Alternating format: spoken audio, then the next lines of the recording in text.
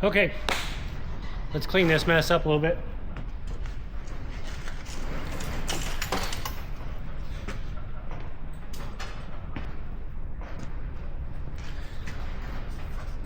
The downside is I still have to do all that to the passenger side.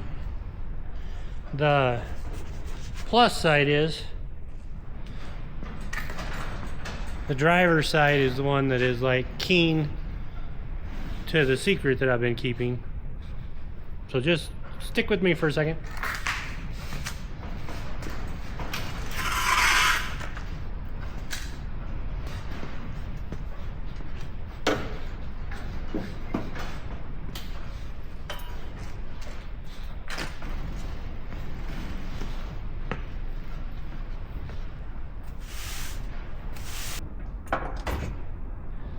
Had some comments about this and they're like, gee, do you need me to buy you a surge protector?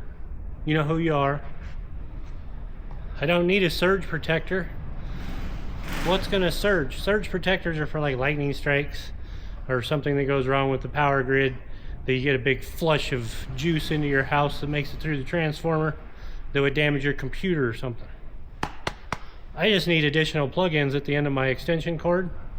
I don't know if you know this, but this is UL listed, and so is all of this. So even if OSHA was to show up, this is a UL listed part, totally legal. So now you know. I can't really do much with this square tubing like at the moment, because I got a lot of stuff that I gotta play with on it to do my magic. So let's just set it up there and kind of see what it looks like. I might have to run over and get another one of these big jack stands because I think I only have the one here.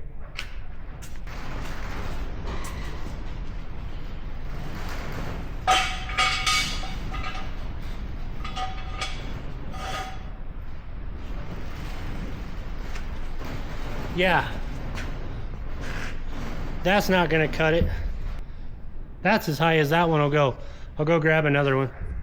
Okay, now I have two of the bigger jack stands over here. This breezeway between these two shops has to happen. I'm going insane walking back and forth.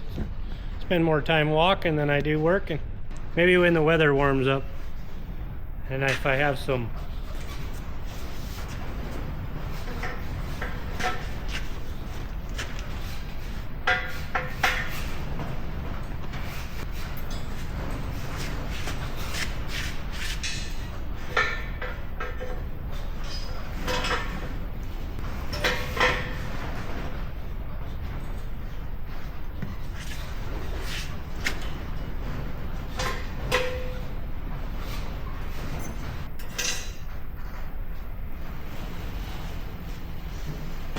okay, how's that look?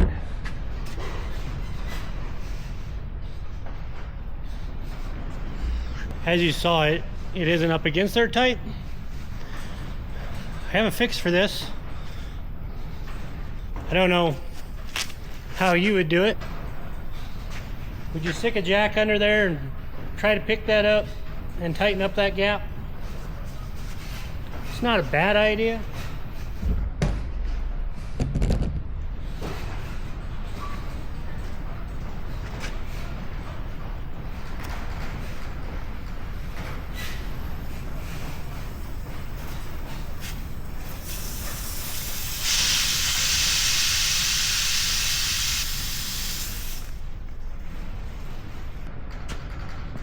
What do you think?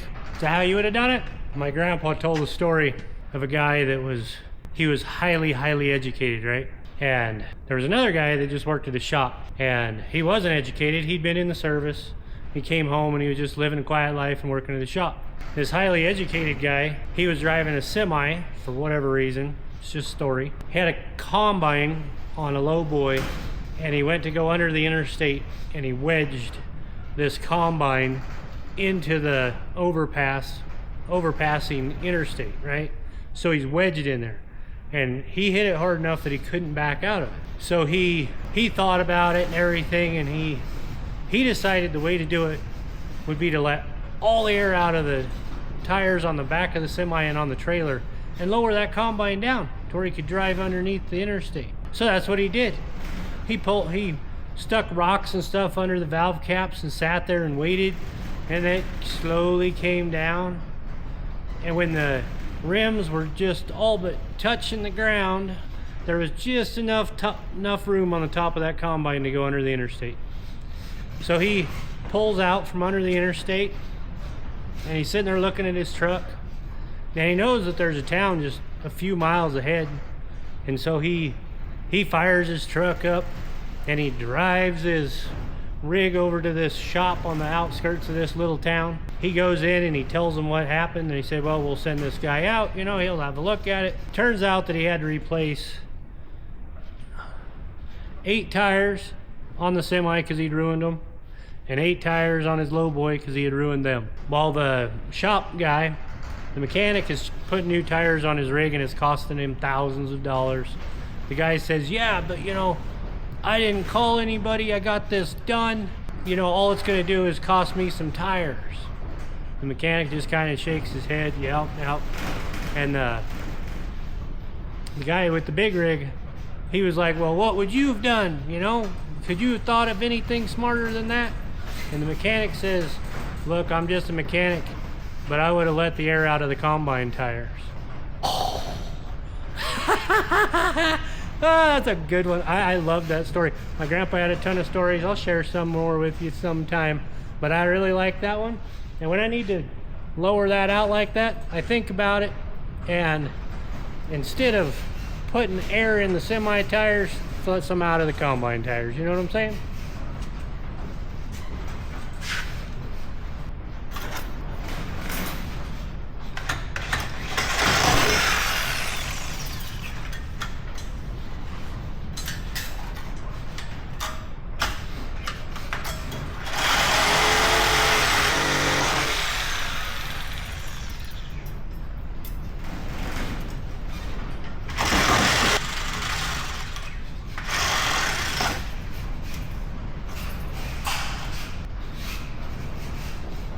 This is the second one of these Milwaukee Sawzalls that have burned up on me.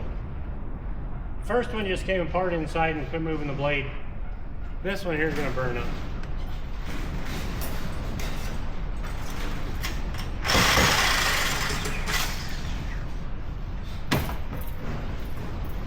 You know why I bought a Milwaukee?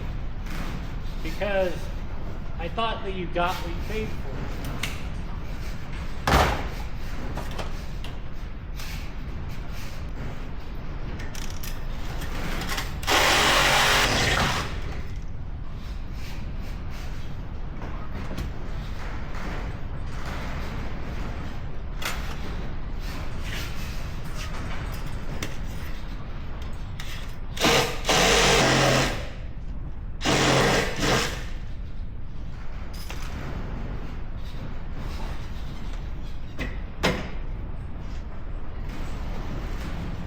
What I was sawing off under there with the Sawzall when it burned up were the bolts for the latch on the bottom of this extended cab door. They hang down into that rocker panel too far for me to get the slider up under there.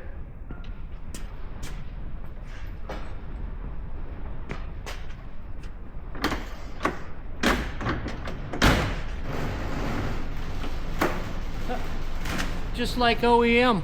Very nice. Okay, I gotta go under and measure a couple things. Okay, I have the rocker up under here.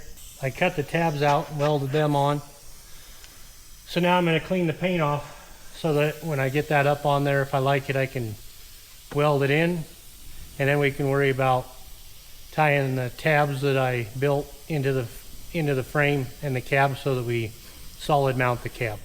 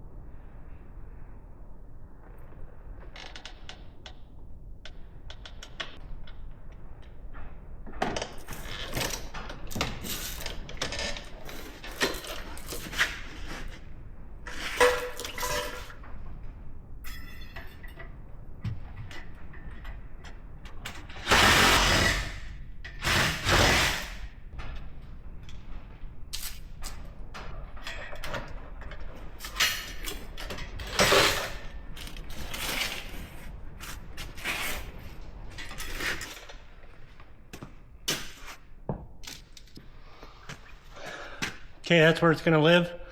Let me get a welder and everything set up and we'll come back and weld it.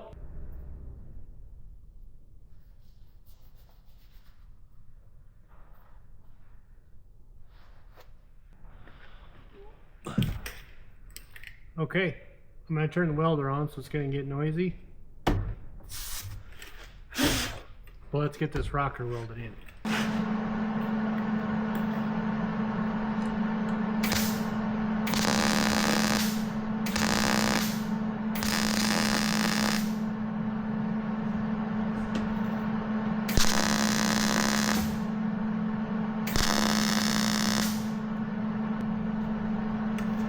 You're gonna have to jump around quite a bit because the rocker's really thick. The rock slider is really thick. The rocker's really thin. So I have to get the thick metal really hot and then pull the thin metal into it. Otherwise I'm just gonna burn through everywhere and have a bunch of big holes. So it's gonna be a process.